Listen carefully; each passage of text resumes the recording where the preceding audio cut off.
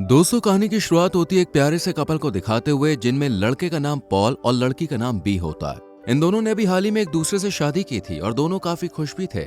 इसलिए ये इन लम्हों को कैद करने के लिए एक वीडियो रिकॉर्ड करते हैं जिसमें पॉल बताता है कि किस तरह उसने बी को शादी के लिए प्रपोज किया और आज ये दोनों साथ में कितने खुश हैं। तभी बी पॉल से हनीमून पर जाने के बारे में पूछती है और ये दोनों बी के एक फार्म हाउस पर जाते हैं जो कि एक सुनसान जंगल में बना हुआ है और काफी टाइम से ये बंद भी है। वहां पर जाकर अपना हनीमून मनाने का फैसला करते हैं। अगले दिन ये दोनों उस फार्म हाउस में पहुंच जाते हैं और जब घर के अंदर जाकर देखते हैं तो घर में मौजूद कोई भी सामान ऐसा नहीं होता जिसका ये इस्तेमाल कर सके, क्योंकि कुछ खराब हो गया था और कुछ बहुत पुराना था। तभी पॉल की नजर दीवार पर लटकी भालू की खाल पर पड़ती है और वो बी से इस बारे में पूछता है। तब बी उसे कहती है कि उसके पिता को शिकार करना बहुत पसंद था। इसके बाद जैसे ही रात होती है तो दोनों इंटीमेट होने लगते हैं और तब पॉल बी से कमरे में रखी हुई डक्स के बारे में पूछता है, जिस पर वो उसे कहती है कि ये नकली डक्स हैं। इसके बाद ये दोनों सो जाते हैं और उनके सोते ही बी के चेहरे पर एक सफेद रोशनी पड़ती है जिसके बारे में हमें मूवी के लास्ट में पता चलेगा। अगली सुबह पॉल ब्रेकफास्ट करने के बाद दोबारा उसी खाल के पास आ जाता है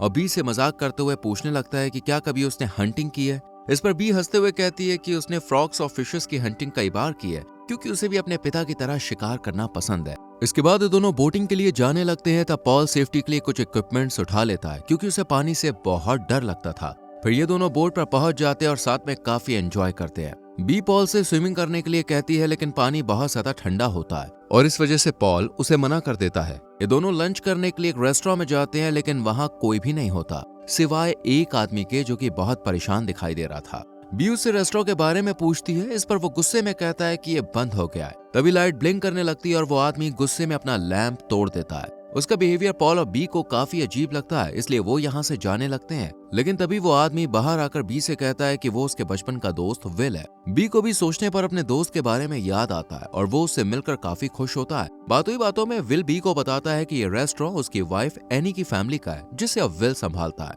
इतने में ही विल की वाइफ एनी भी यहाँ पे आ जाती है जो कि काफी अजीब बिहेव करती है और गुस्से में पॉल और बी से यहाँ से जाने को कहती है। ये देखकर विल उसे संभालता है और बी से कहता है कि एनी की थोड़ी तबीयत खराब है इसलिए उसका मूड कुछ ठीक नहीं है। इसके बाद पॉल और बी वहाँ से निकल जाते हैं और रात में बी एनी के बारे में ही सोच रही होती है। तब पॉल उससे मजाक करते हुए कहता है कि विल जरूर उसका एक्स बॉयफ्रेंड होगा। इस पर वो मना कर देती है और दोनों सो जाते हैं। अब आधी रात में पॉल का अलार्म रिंग करता है और वो उठकर फिशिंग करने के लिए जाने लगता है, पर बाहर काफी अंधेरा था। ये देखकर पॉल फिशिंग का प्लान कैंसिल करके दोबारा से बेडरूम में सोने के लिए चला जाता है, लेकिन बेड पर बी नहीं होती है। पॉल उसे काफी ढूंढता है लेकिन बी उसे घर में कहीं भी नहीं मिलती। इसके बाद वो बाहर जाकर भी उसे ढूंढता है और तब उसे जंगल के अंदर से कुछ आवाज सुनाई देती है, जिसका पीछा करते करते पॉल बी के पास पहुंच जाता है और देखता है कि वो बिना कपड़ों के वहाँ बेहोश पड़ी हुई है। पॉल बी को उठाकर घर में ले आता है और उससे पूछता है कि तुम वहाँ पे कैसे पहुंची। इस पर बी उसे कहती है कि शायद वो स्लीप वॉकिंग करते हुए वहाँ पे पहुंच गए और अब वो बिल्कुल ठीक है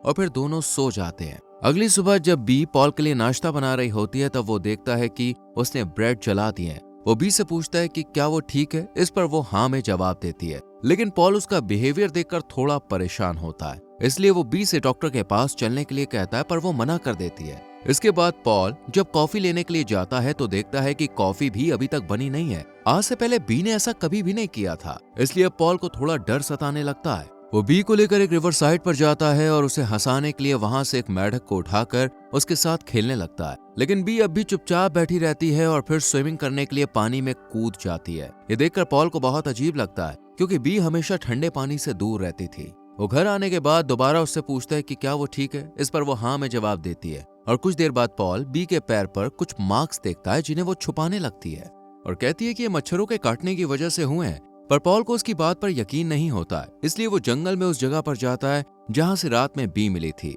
पॉल जैसे ही थोड़ा आगे बढ़ता है तो उसे वहां बी का नाइट गाउन और उस पर कुछ अजीब सा लिक्विड लगा हुआ मिलता है। साथ ही एक से ज्यादा फुटप्रिंट्स भी उसे दिखाई देते हैं, जिसे देखकर वो समझ जाता है कि बी उस रात अकेली नहीं थी बल्कि कोई उसके साथ था। वो बी से इस बारे में पूछने के लिए उसके पास जाता है और देखता है कि वो शीशे के सामने खड़ी होकर कुछ डायलॉग्स याद कर रही है जो उसे सिचुएशन के हिसाब से बोलने थे।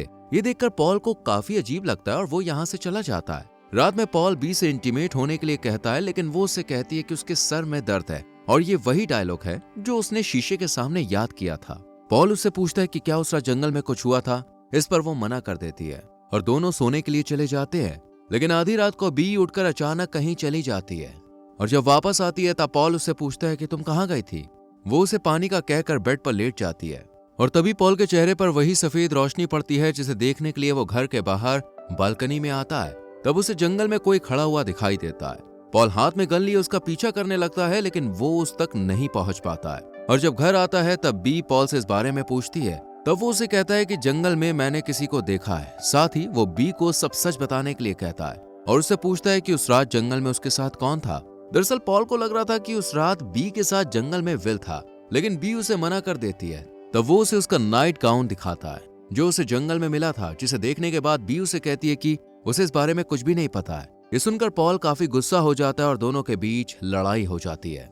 पॉल बी से कहता है कि वो सिर्फ उसे प्रोटेक्ट करना चाहता है, जबकि बी उसे कहती है कि वो उनके हनीमून को खराब कर रहा है। अगले दिन जब पॉल बी के पास उसे सॉरी कहने के लिए आता है तब वो देखता है कि वो एक डायरी में अपने बारे में लिख रही है। वो कौन है, उसका हस्बैंड कौन है, उसकी एज कितनी है, वगैरह वगैरह। लेकिन वो पॉल को देखकर डायरी छुपा लेती है, जिस वजह से वो उससे नाराज हो जाता है। पर जब उसकी नजर बी के पैर पर पड़ती है तो वो देखता है कि उसके मार्क्स अब और ज्यादा फैल चुके हैं। वो बी से कहता है कि हमें अब यहाँ से चलना चाहिए क्योंकि सब कुछ बहुत अजीब हो रहा है। पर वो उसे यहीं रुकने के लिए कहती है और पॉल उसके करीब आकर उसके साथ इंटीमेट होने लगता है। लेकिन तभी बी को ब्लीडिंग होने लगती है, जिसे देखकर पॉल उसे डॉक्टर के पास चलने के लिए कहता है। पर बी उसे मना करते हुए कहती है कि ये कुछ और नहीं बल्कि पीरियड ब्लड है। हालांकि पॉल को उसकी डेट अच्छी तरह से पता थी, लेकिन अब वो विल के घर जाकर सच्चाई पता करने का फैसला करता है, जहां उसे एनी मिलती है, जिससे वो विल के बारे में पूछता है। एनी उसे कहती है कि वो तो छुपा हुआ है और इतना कहकर वो खुद बोट में बैठकर रिवर में चली जाती है। पॉल को पानी में विल की कैप पड़ी हुई मिलती है जिस पर खून लगा हुआ था। वो फिर विल के घर में जाता है, जहां उसे दरवाजे पर एक कैमरा लगा हुआ मिलता है और दीवार पर बहुत सारे नोट्स लगे हुए मिलते हैं, जिसमें वही बातें लिखी हुई थी जैसी उस दिन बी ने अपनी डायरी में लिखी थी। वो जब इन नोट्स को टच करता है तो उसे बी की नाइट गाउन की तरह ही नोट्स पर भी वैसा ही लिक्विड लगा हुआ मिलता है। साथ ही वो फुटेज में एनी को उसी सफेद रोशनी का पीछा करते हुए देखता है। ये देखकर पॉल अब बहुत ज्यादा परेशान हो जाता है और जल्दी से यहाँ से निकल जाता है। पर उसके जाते ही हम उसके पीछे खड़ी एक परछाई को देखते हैं जो उसे ही देख रही थी। पॉल घर पहुंचकर बी की डायरी को पढ़ने लगता है जिसमें सेम नोट्स वाली बातें लिखी हुई थी। इतने में ही बी भी यहाँ पे आ जाती है, जिससे पॉल इस बारे में पूछता है और वो किसी रटी हुई चीज की तरह उसे अपने बारे में बताने लगती है कि उसका जन्म कहाँ हुआ, उसके माता पिता कौन हैं, वगैरह वगैरह। ये देखकर पॉल उससे कहता है कि आखिर वो और एनी आधी रात को क्यों उठ जाती है, उसकी और एनी के साथ क्या हुआ। इस पर बी उसे कहती है कि वो पॉल को प्रोटेक्ट करना चाहती है। गुस्से में पॉल यहाँ से जाने के लिए अपनी गाड़ी की चाबी ढूंढने लगता है और तभी बी अपने आप को बाथरूम में लॉक कर लेती है। जब पॉल अंदर जाकर चेक करता है तो देखता है कि बी ने कई बार अपने प्राइवेट पार्ट पर चाकू से वार किया है, जिस वजह से उसे काफी ब्लीडिंग होने लगती है। फिर पॉल जबरदस्ती बी को बिस्तर पर लेटाकर उसके हाथ पर बांध देता है और उससे कहता है कि तुम मेरी वाइफ नहीं हो। ये सुनकर बी रोने लगती है और कहती है कि अब पॉल उसे छोड़ देगा। जब पॉल उसके करीब आता है तो देखता है कि उसके माथे पर वही लिक्विड लगा हुआ है।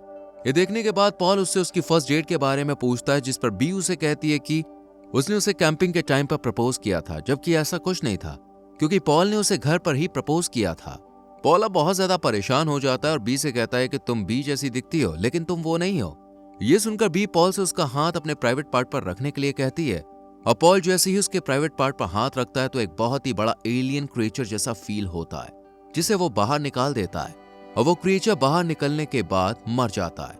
ये देखकर पॉल बहुत ज्यादा डिस्टर्ब हो जाता है और कमरे से बाहर निकल आता है, जिसके बाद बी उसके पास आकर उससे कहती है कि जिस रात वो जंगल में लापता हो गई थी तब उसने पॉल जैसी ही एक रोशनी देखी थी, जिसका पीछा करते करते वो जंगल के अंदर पहुंच गई और अंदर जाने के बाद उसे एलियन क्रिएचर के ग्रुप ने प्रेग्नेंट कर दिया। साथ ही वो पॉल से ये भी कहती है कि उन लोगों को सिर्फ मेरी जरूरत है और वो पॉल से छुटकारा पाना चाहते हैं। अगर उसने पॉल को नहीं छोड़ा तो वो पॉल को मार देंगे। हालांकि पॉल उसे बचाने के लिए गाड़ी की चाबी लेने के लिए जाता है, लेकिन वो उसे मना कर देती है और फिर पॉल को बेहोश कर देती है।